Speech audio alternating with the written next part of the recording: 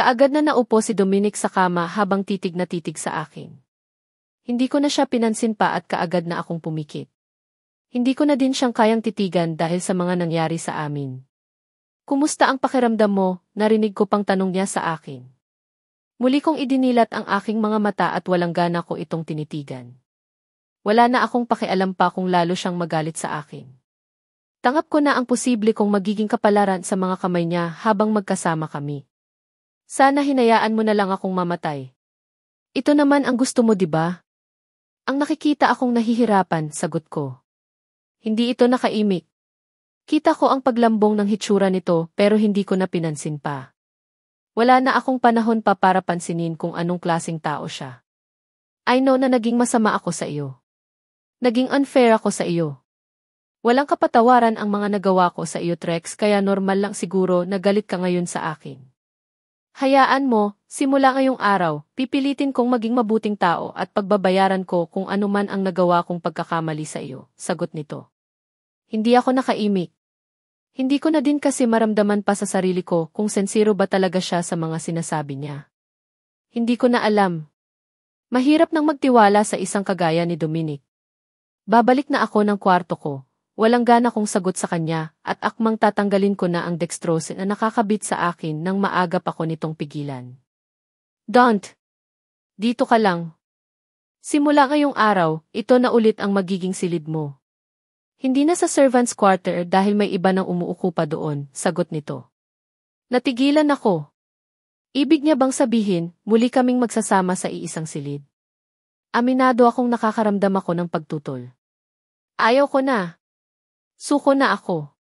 Imposibleng magbabago ang isang Dominic sa isang iglap lang.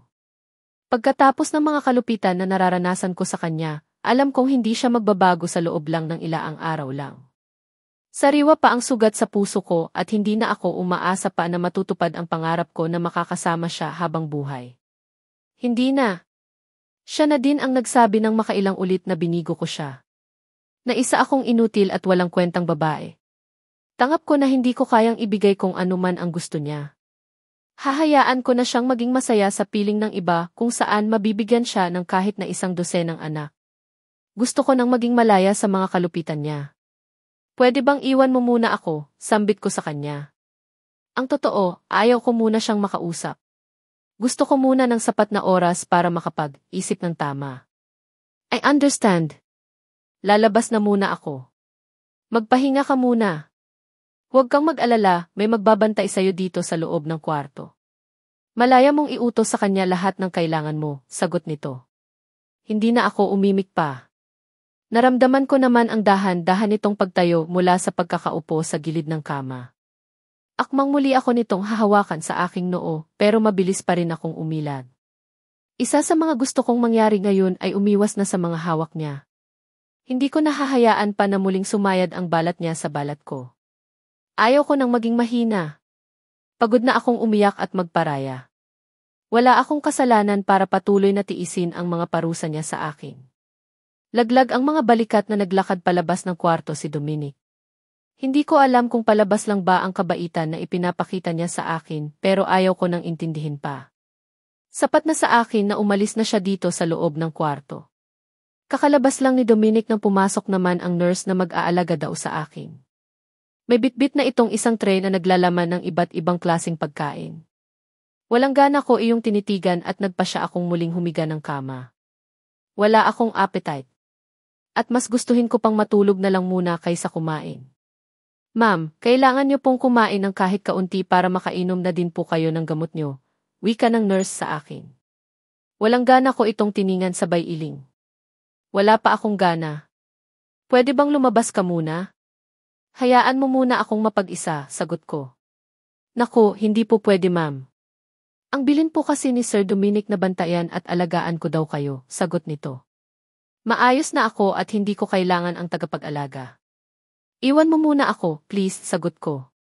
Dahan-dahan naman itong tumango at yuko ang ulo na lumabas ng kwarto. Naiwan naman akong hindi na mapigilan ang muling pangingilid ang luha sa aking mga mata.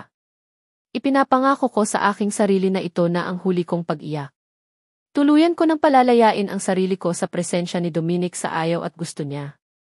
Tama nang minsan ko siyang minahal. Tama nang minsan akong nagmahal. Pipilitin kong maging masaya kahit mag-isa lang ako. Ibabangon ko ang aking sarili sa pagkakalugmok ngayon dahil hindi ko deserve na patuloy na masaktan. Hindi ko deserve na parusahan ng kung sino-sino. Tama na ang makailang ulit kong pag-iyak dahil sa pag-ibig. Tama na ang minsan akong naging martyr. Hindi na kay Dominic ikot ang mundo ko. Hindi na. Sa bawat araw na nagdaan, nandyan palagi si Dominic na hindi ko alam kung bakit parang nag-iba na naman ang pakikitungo nito sa akin. Wala na akong naririnig na kahit na anong masasakit na salita mula sa kanya. Hindi ko na din nakikita si Michelle dito sa loob ng bahay sa buong panahon na nagpapagaling ako. Bumili ako ng mga pagkain na paborito mo. Nagugutom ka na ba? Nakahiga ako dito sa loob ng kwarto habang abala sa kakapindot ng aking cellphone nang biglang dumating si Dominic. Weekdays ngayon at eksaktong 12:00 ng tanghali na first time niyang umuwi galing sa trabaho para lang sabihin sa akin na binilhan niya ako ng pagkain. Actually, hindi niya naman talaga dapat gawin ito sa akin. Ibinalik na niya ang mga katulong dito sa bahay at pwede akong mag-request ng pagkain na gusto kong kaininin. Kaya lang, nitong mga nakaraang araw wala talaga akong ganang kumain. Ewan ko ba? Hindi ko alam. Basta nararamdaman ko sa sarili ko na hindi na ako masaya sa kung anong buhay meron ako ngayon. Buhay prinsesa na ulit ako. Wala na akong ginawa buong araw kundi ang humilata at pagsilbihan ng mga kasambahay. Pero kulang pa rin. Hindi ako satisfied. Hindi na ako masaya. Gusto ko nang makalaya. May gusto akong gawin sa buhay ko na hindi ko magagawa kapag nasa poder ako ni Dominic. Gusto kong bumalik sa pag-aaral at muling buuhin ang sarili ko na malayo sa lalaking nanakit sa akin. Siguro nga natabunan na ang pagmamahal na nararamdaman ko sa kanya ng galit. Hindi ko na siya maramdaman sa puso ko. Mas gustuhin ko pang hindi muna siya makikita. Hindi na ako komportable kapag nasa paligid siya. Busog pa ako. Mauna ka nang kumain kung gusto mo, malamig kong sagot sa kanya. Saglit itong natigilan. Kita ko ang pagtagis ng mga bagang nito bago dahan-dahan na pilit nang umiti sa akin. Uy, sabi ng mga kasambahay, kaunti lang ang kinain mo kanina. Nitong mga nakaraang araw, nagiging tamilmil ka na sa kinakain mo. May dinaramdam ka ba? Tanong nito. Kaagad akong umiling at iniwas ang tingin sa kanya. Isang malalim na buntong hininga ang narinig ko sa kanya bago ito nagsalita. Aminado ako na nagiging makasarili ako nitong mga nakaraang araw. Guilty ako kaya gusto kong bumawi ngayon. Sana naman huwag mong parusahan ang sarili mo, Trex. Ginawa ko ang lahat ng ito para makabawi sa lahat ng pagkakamali ko, kaya sana naman bumalik na sa dati ang turingan nating dalawa. Narinig kong wika nito gamit ang kanyang seryosong boses. Pigil ko naman ang sarili ko na maluluha. Kay sarap sanang pakinggan ang mga sinasabi niya ngayon. Kaya lang, naging manhid na ako. Hindi na kayang tumanggap ng mga paliwanag ang puso ko. Natatakot na akong muling magtiwala. Actually, mas gustuhin ko pang tumandang mag-isa kaysa magtiwala ulit. Hindi na. Ipinapangako ko sa aking sarili na hindi na ako iibig pang muli. Sarili ko lang ang mamahalin ko at hindi ko nahahayaan pa na may manakit pa sa akin. Ayaw ko nang sumugal ulit sa letseng pag-ibig na iyan. Nadala na ako. Ayaw ko nang masaktan ulit. Kung talagang nagsisisi ka, pwede bang ibigay mo sa akin ang gusto ko? Pwede bang palayain mo na ako? Mahina kong sagot sa kanya. Pilit ko ang sarili ko na huwag pumiyok ang boses ko dahil nagbabadya na naman ang luha sa aking mga mata na lumabas. Iiusan ko na ang sarili ko na makita ng kahit sino na umiiyak. Kaagad kong napansin ang lungkot na biglang bumalatay sa mga mata nito habang nakatitig sa akin. Pinilit ko namang ignorahin iyon. Hindi na ako dapat pang magpadala sa mga ganyang expressions niya. No. Hindi ako papayag. Hindi ba't sabi ko, babawi ako sa iyo? Hindi ba't sabi ko, pinagsisisihan ko na ang mga nagawa akong pagkakamali sa iyo? Hindi ako papayag na makipaghiwalay ka sa akin, Trex, sagot nito. Hindi ko na napigilan pa ang muling paglandas ng luha sa aking pisngi. Sabi ko naman hindi na ako iiyak eh. Pero pasaway talaga itong luha ko na kahit anong pigil ko gusto talagang lumabas. Kahit nga anong punas ko patuloy pa rin ang pagdaloy noon. Hindi na tayo babalik sa dati. Magiging disaster lang ang pagsasama natin kung ipipilit mo pa ang gusto mo. Hindi na ako masaya pa sa relasyon natin at kahit ano pa ang gawin mo, hinding-hindi ko makakalimutan ang ginawa mo sa akin. Mananatili iyong nakatatak sa pagkatao ko habang nabubuhay ako, lakas loob kong sagot. Napansin ko pa ang pagkatulala nito habang nakatitig sa akin. Hindi niya marahil inaasahan na masasabi ko ang ganoong bagay sa kanya. Sa bagay, ano pa nga ang ikakatakot ko sa kanya? Ayos na ako, kaya ko nang sabihin sa kanya ang gusto kong sabihin. Bahala na kung maglitman siya sa akin. Pwede niya ulit akong saktan dahil sanay na ako. Pero isa lang ang nasisiguro ko. Hindi na ako babalik sa kanya. Hindi na ako kagaya noon na kaligayahan niya lang ang palagi kong iniisip. Hindi kagaya noon na masyado akong naging bulag sa pagmamahal ko sa kanya. Alam kong galit ka lang kaya nasasabi mo iyan. Sige na, bumangon ka na dyan. Sabayan mo akong kumain ng lunch, sagot naman ito. Malayo ang sinabi niya ngayon kumpara sa topic namin. Hindi ko ito pinansin bagkus hinila ko ang makapal na comforter at itinakip sa buo kong katawan. Palatandaan na hindi ako kakain na kasabay siya. Palatandaan ba ayaw ko na siyang makausap.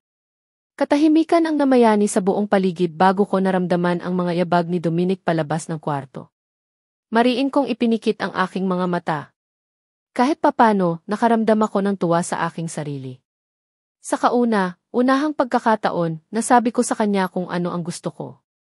Manang, umalis na po ba si Dominic? Kaagad na tanong ko kay Manang pagkababa ko. Eksakto 1 oras pagkatapos ng komprontasyon namin ni Dominic kanina sa kwarto at kaagad akong bumaba dito sa kusina para maghanap ng pwedeng kainin. Kanina pa po, ma'am. Hindi na nga po. Kumain ng lunch. Parang hinatid niya lang po ang mga pagkain para sa iyo, sagot naman ito sa akin.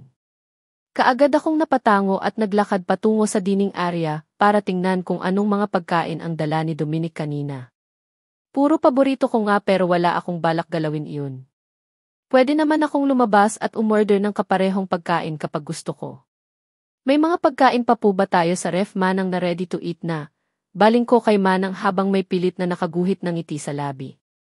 Kaagad naman itong natigilan habang pasulyap-sulyap sa mga pagkain na nasa lamesa na. Hindi niyo po ba gusto ang mga pagkain na dala ni Sir Dominic, ma'am? Nabanggit niya po kasi sa akin kanina na mga favorite niyo daw po ito. Nagtataka naman itong sagot. Muli kong tinapunan ng tingin ang mga pagkain na nakahain sabay iling. Hindi po eh. Ayaw ko. Mas gusto ko ng ibang pagkain. Kahit instant noodles or whatever basta huwag lang iyan. Seryoso kong sagot. Kaagad naman napatango si Manang. May mga pagkain pa po sa ref, ma'am. May tira pa sa tinola na ipinaluto niyo kahapon. Gusto niyo po bang initin ko iyon? Tanong naman ito. Kaagad naman akong napangiti sabay tango. Mas gustuhin ko pang kumain ng mga leftovers kaysa kumain sa mga pagkain na dala ng Dominic na iyon. Talagang makikipagtikisan ako sa kanya. Hindi niya na ako madadala sa mga ganitong gesture niya. Katulad ng inaasahan, leftover na pagkain ang kinain ko. Sinabi ko na din kay Manang kung anong gusto kong kainin mamayang dinner. Natatakam man sa mga pagkain na dala kanina ni Dominic, pilit kong nilalabanan iyon. Kakain ako ng mga ganyang pagkain kapag nasa mood na akong lumabas. Patapos na akong kumain nang mapansin ko ang pagpasok ni Michelle dito sa dining area. Simula nang nagkasakit at gumaling ako, ngayon ko lang ulit ito nakita. Hindi ko maiwasan na maikuyom ang aking kamao, lalo na nang mapansin ko ang nakakainis na ngisi nito habang naglalakad palapit sa akin. Oh, buhay senyorita na pala ulit ang babaeng baog, natatawa pa nitong sambit. Sarap hilahin ng dila para mabawasan ang kabastusan ng bunganga. Kakarating lang pero gusto niya na kaagad ng gulo. Anong kailangan mo? Sino ang nagsabi sa iyo na pwede kang pumasok dito sa loob ng pamamahay ko? Seryoso kong tanong sa kanya habang nakahawak sa isang baso ng juice. Medyo umuki na nga ang mood ko ngayong araw at gusto pa yatang siraing muli ng Michelle na ito. Ang kapal ng mukha ng Dominic na iyon na alukin ako nang sana muli kaming bumalik sa dati gayong may isang Michelle na siyang kinahuhumalingan. Of course, nakalimutan mo na ba ang sinabi ko sa iyo noon na ako na ang bagong mahal ni Dominic? Huwag mong sabihin na nakalimutan mo na kaagad iyon porket maayos na ulit ang pakikitungo niya sa iyo. Natatawa naman nitong sagot. Hinaplos-haplos pa nito ang buhok ko kaya kaagad naman akong napatayo. Masama ko itong tinitigan bago ko ito sinagot. Oh, ganun ba? Bakit parang wala namang nababangit sa akin si Dominic tungkol dito? Katunayan nga, gusto ko nang makipaghiwalay sa kanya pero ayaw niya. Gusto daw niyang bumalik kami sa dati at babawi daw siya sa akin, nang aasar ko namang sagot. Kaagad naman nagsalubong ang kilay nito palatandaan na hindi niya nagustuhan ang sinabi ko. Lalo akong napangisi. At naniwala ka naman sa sinabi niya? Hindi mo ba alam na double time ang ginagawa naming pasisex para mabuntis agad ako at mabigyan ko siya ng tagapagmana? Sagot naman ito. Kuhang-kuha talaga ng Michelle na ito ang inis ko sa ekspresyon pa lang ng mukha. Ang sarap ingudngod sa sahig ng pagmumukha nito para mabawasan naman ang kakapalan noon. Oh, kung ganoon congratulations. Sana nga mabuntis ka kaagad at maibigay mo sa kanya ang nais niya, dahil kung hindi baka magiging kapareho mo ang nagiging kapalaran ko sa mga kamay niya, nang uyam ko namang sagot sa kanya. Kaagad namang nanlilisik ang mga mata nito at akmang sasampalin niya ako nang bigla kong itinapon sa mukha niya ang laman ng isang basong juice. Napasingha pa ito at nagulat sa aking ginawa. Trixie, galit na sigaw nito. Hindi naman ako nagpatinagbagkos na tatawa ko lang itong tinitigan. Ang sarap pala sa pakiramdam na galitin ang kabit ni Dominic. Kahit man lang sa ganitong paraan, makakaganti ako sa lahat ng pang-aalipusta niyo sa akin. Oops, sorry ha, hindi ko sinasadya. Ikaw kasi masyado mo akong ginulat, natatawa kong bigkas at akmang tatalikuran na ito nang bigla niyang hawakan ang buhok ko sabay hila. Nawalan ako ng balanse kaya kaagad niya akong nakaladkad kasabay ng pagkalmot nito sa pisngi ko. Napaaray ako sa sakit kasabay ng pamamanhid ng mukha ko, sabay bitaw niya sa akin. Oops, sorry ha. Nabigla lang din ako. Ikaw kasi alam mo naman na sa umpisa palang panalo na ako sa laban na ito pero sobrang tigas pa rin ang ulo mo. Sa ating dalawa, alam mong ako ang kakampihan ni Dominic, sagot nito. Lalong sumiklab ang galit sa puso ko kasabay ng hapdi sa pisngi ko kaagad ko itong sinugod at itinulak. Nawalan ito ng balanse at napaupo sa sahig. Manang, hawakan niyo siya. Kakalbuhin ko ang makating babae na iyan, galit kong bigkas sa kanina pa nakamasid na mga kasambahay. Tiwala ako na nasa akin ang loyalty nila dahil binilinan sila ni Dominic na alagaan ako. Ma'am baka, hinda na tuloy pa ang sasabihin nito nang sumigaw ako. Hawakan niyo siya, galit kong sigaw lalo nang mapansin ko ang dahan-dahan na pagtayo ni Michelle. Hindi ko nahahayaan pa na muli niya akong maisahan. Ibubuhos ko sa kanya ang galit na nararamdaman ng puso ko habang wala pa ang tagapagtanggol niyang si Dominic. Hindi ko maiwasan na mapangiti nang mapansin ko na kaagad na nilapitan nila Manang at ng isa pang kasama niyang kasambahay si Michelle at kaagad na hinawakan sa magkabila ang balikat habang nakasalampak ito sa sahig. Pilit naman pumapalag ang galit na si Michelle pero wala siyang pamana sa lakas ng dalawang inutusan ko na tama nga ang iniisip ko. Nasa akin ang kanilang loyalty at ako ang kanilang itinuturing na amo. Mabibigyan ko talaga ang dalawang ito ng bonus mamaya May malaking pera sa account ko dahil hindi naman naputol ang mga allowances na pumapasok doon mula kina mama at papa simula nang ikasal ako kay Dominic kaya naman hindi lang ako ang magiging masaya ngayong araw. Sisiguraduhin kong magiging masaya din ang dalawang kasambahay na ito mamaya. Hawakan niyo siya ng maayos. Kukuha lang ako ng gunting, nakangiti kong bigkas at mabilis na pumasok sa loob ng kusina para maghagilap ng gunting. Gunting na panlinis sa isda ang nakuha ko at mabilis na akong bumalik ng dining area. Nakakaputol nga ng palikpik ng isda ang gunting na ito, buhok pa kaya ng malanding Michelle na iyon. Pagkapasok ko sa loob ng dining area narinig ko pa ang galit na sigaw ni Michelle. Pinagbabantaan nito ang dalawang kasambahay na nakahawak sa kanya ng kung ano-ano. Natatawa naman akong naglakad palapit sa kanila. Ano ang gagawin mo? Nababaliw ka na ba, Trixie? Tiyak na papatayin ka mamaya ng Bobby Dominic ko kapag malaman niya itong pinanggagawa mo sa akin. Galit na singhal nito sa akin habang kita ko sa mga mata niya ang takot habang nakatingin sa hawak kong gunting. Baliw na nga siguro ako at after this baka dadalhin na ako ni Dominic sa mental hospital para ipagamot na mas gusto kong gawin niya sa akin kaysa manatili ako sa impyernong lugar na ito. Pero bago iyan, bibigyan muna kita ng magandang gupit. Natatawa kong bigkas sa kanya at siniyasan sila Manang na hawakan ng maigi si Michelle na noon ay patuloy pa rin sa pagpupumiglas. Hayop ka! Pakawalan niyo ako. May kalalagyan din kayong lahat sa mga ginagawa niyo sa akin, galit na sigaw nito. Natatawa ko namang hinawakan ang ilang hibla niyang buhok na alaga pa yata sa rebond dahil sobrang straight niyon at kaagad na pinutol. Kapantay sa taingan niya ang gupit na ginawa ko kaya kaagad na napasigaw sa galit si Michelle nang mapansin niya ang isa-isang pagbabagsakan ng buhok niya sa sahig.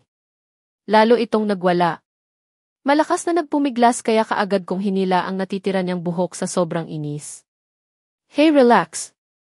Sa kakapiglas mo dyan baka mahagip ko ang tainga mo at iyan ang maputol.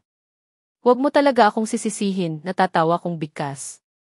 Natigilan naman ito kasabay ng pagtulo ng luha sa kanyang mga mata. Ninitian ko sila manang bago ko ipinagpatuloy ang aking ginagawa. Ngayon ko lang napatunayan na mahirap pala maging parlorista. Kay hirap pantayin ng buhok ni Michelle. Hihi. Parang gusto ko na lang kalbuhin para naman wala na akong gugupitan. Hayop ka. Pagbabayaran mo ang ginagawa mong ito sa akin. Hinding-hindi kita mapapatawad. Paulit-ulit na bigkas nito habang pilit ko pa ring pinapantay ang buhok niya. Ang hanggang baiwang na buhok niya kanina ay pantay na lang sa kanyang tainga ngayon na hindi ko nga pala mapantay-pantay. Hindi naman nakaligtas sa paningin ko ang pagpipigil na pagtawa nila manang habang nakatitig sa mukha ni Michelle. Sa kakaiyak nito, nasira ang kanyang eyeliner pati makeup at halo na iyon sa kanyang mukha. Kung gaano ito kapustura kanina, siyang miserabe naman niyang tingnan gayon. Anong nangyayari dito? Natigil lang ako sa aking ginagawa nang marinig ko ang pagdagundong ng boses ni Dominic sa paligid. Mabilis naman nabitawan nila manang si Michelle sa sobrang pagkagulat. Bakit kaya ang aga niya na namang umuwi? Hindi ko pa maiwasang bigkas habang nainis na nakatitig sa bagong dating na si Dominic. Muling umalingaw-ngao sa buong paligid ang malakas na pag-iyak ni Michelle, habang mabilis itong naglakad palapit kay Dominic at aktong yayakap pero kaagad kong napansin ang pag-iwas ni Dominic sa kanya. Hindi ko tuloy maiwasan ang pagtaas ng kilay ko dahil sa pagtataka. Dom! She's crazy. Look what she did to Jimbay hair. She wants to make me bald. She wants to kill me, maarting bigkas nito. Hindi ko naman maiwasan na mapangiwi. Biglang naging Inglesera ang gaga magmumukha lang siyang cute sa paningin ni Dominic. Well, sorry na lang siya. Hindi na siya mukhang cute ngayon. Kahit siguro pumunta pa siya sa pinakamagaling na parlor, hindi na maibabalik ang dati niyang buhok. Nagupit ko na at ipapabaon ko ito mamaya kinamanang sa garden. Imbes na pansinin ang pagpapacute ni Michelle, kaagad namang naglakad palapit sa akin si Dominic habang titig na titig sa aking mukha. Hindi ko tuloy malaman kung matatakot ba ako sa paraan ng pagtitig niya or hindi. Basta ang alam ko, kailangan kong lakasan ang loob ko kung gusto ko pang mabuhay dahil alam kong sa mga mata ni Dominic, si Michelle ang mahalaga sa kanya. Anong nangyari sa pisngi mo? Malalim ang boses na bigkas nito. Naramdaman ko ang galit niya kaya hindi ako nakaimik. Akmang. Hahawakan niya iyon pero kaagad akong umiwas. Naku sir, kinalmot ng babaeng iyan kanina, si Manang na ang sumagot. Kaagad naman binalingan ni Dominic si Michelle na kaagad naman dumipensa. Binastos niya ako, Dom. Pumunta ako dito dahil gusto ko siyang makausap, gugusto ko siyang maging kaibigan, pero hindi na natuloy pa ang sasabihin ni Michelle nang biglang itinaas ni Dominic ang kanyang kamay at sininyasan ang palaging nakadikit sa kanyang tauhan sa hindi ko maintindihan na dapat nitong gawin. Kaagad na nanlaki ang mga mata ko nang kaagad na sinampal ng tauhan ni Dominic si Michelle. Sa lakas noon kaagad na namula ang mukha ng kawawang si Michelle, na kaagad na sinampal ng tauhan ni Dominic si Michelle. Sa lakas noon kaagad na namula ang mukha ng kawawang si Michelle, na kaagad namang napaiyak ng malakas. May ganoon pala? Pwede na palang iutos ngayon kung gusto mong manampal or manakit. Astig ah. Dom, bakit siya ang kinampihan mo? Look what she did to Jimbay hair. Halos kalbuhin niya ako at nandyan pa sa mga kamay niya ang ebidensya. Narinig kong muling angal ni Michelle habang sapo pa rin ito ang nasaktang pisngi. Hindi naman kumibo si Dominic bagkos naramdaman ko ang paghawak nito sa kamay ko kasabay ng pagtanggal nito sa gunting na mahigpit ko pa ring hawak. Hindi ba't sinabi ko sa iyo na huwag ka nang pumunta sa bahay na ito? Ano ang ginagawa mo dito? Ano ang ginawa mo sa pisngi ng asawa ko? Sagot naman ni Dominic. Hindi ko naman maiwasan na mapataas ang aking kilay. Asawa na ang tingin niya sa akin ngayon? Akala ko ba pinuputol niya na ang pagiging mag-asawa namin simula nang nakunan ako? Bakit bigla na naman yata siyang nagbago? Ganun pa man, ayaw ko pa ring maniwala. Malay ko ba naman kung muli niya lang akong pinapaikot? Mabilis magbago ang ugali nitong si Dominic kaya hindi ko na dapat siyang pagkatiwalaan. Gugusto ko lang namang makipag-bati sa kanya eh. Gugost, hindi na natuloy pa ni Michelle ang sasabihin niya nang biglang sumigaw si Dominic. Stop it! Ayaw ko nang makarinig pa ng mga katwiran mo, sigaw ni Dominic dito. Kaagad namang natamim si Michelle. Kitang-kita ang takot sa mga mata nito habang nakatitig kay Dominic. Baka naman first time niyang nasigawan ni Dominic kaya ganito ang reaksyon niya. Lovers nga sila noon eh. Nagsisex kahit saan or kahit pa sa opisina. Hindi ko maiwasang makaramdam ng lungkot nang muling lumitaw sa balintataw ko nang minsan ko silang nahuli na nagsisex sa loob ng banyo ng opisina. Iyon talaga ang dahilan kung bakit masyado akong na-stress at nakunan ako. Iyon din ang dahilan ng sunod-sunod na paghihirap ko sa mga kamay ni Dominic. Ilabas niyo na siya at pagsabihan niyo ang mga guard sa gate na huwag nang papasukin dito sa bahay ang babaeng iyan, narinig ko pang utos ni Dominic sa kanyang tauhan. Kaagad naman itong tumalima at halos kalagkarin ito si Michelle palabas ng dining area. Iiling-iling ko na lang silang nasundan ng tingin.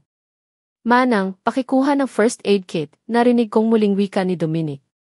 Sa pagkakataon na ito, titig na ito sa pisngi ko na may sugat. Hindi ko naman maiwasan nakapain ang pisngi ko at kaagad akong napangiwi nang maramdaman ko ang hapdi doon. Don't! Baka ma-impeksyon, awat pa sa akin ni Dominic at aktong hahawakan nito ang kamay ko na nakahawak sa pisngi ko na may kalmot ng kaagad akong umatras. Hindi nakaligtas sa paningin ko ang lungkot na biglang bumalatay sa mga mata nito. Kaya kong gamutin ang sarili ko, maiksi kong sagot sa kanya at akmang tatalikuran na ito nang bigla itong nagsalita. Hindi mo kinain ang mga pagkaing dala ko kanina, tanong nito. Natigilan ako at muli kong sinulyapan ang mga pagkain na nasa mesa pa din. Hindi ko type. Nagbago na ang appetite ko, malamig kong sagot sa kanya at mabilis itong tinalikuran. Nakasalubong ko pa si Manang na dala na nito ang first aid kit na hinihingi sa kanya ni Dominic kanina pero hindi ko na pinansin pa. Kaagad na akong naglakad pabalik ng kwarto at diretso sa banyo para i-check kung gaano ba kalala ang kalmot na natamo ko mula kay Michelle. Hindi ko maiwasang mapangiwi nang mapansin ko na may natuyong dugo na pala sa paligid noon. Baliw talagang Michelle na iyon, pumunta pa talaga dito sa bahay para mang-away.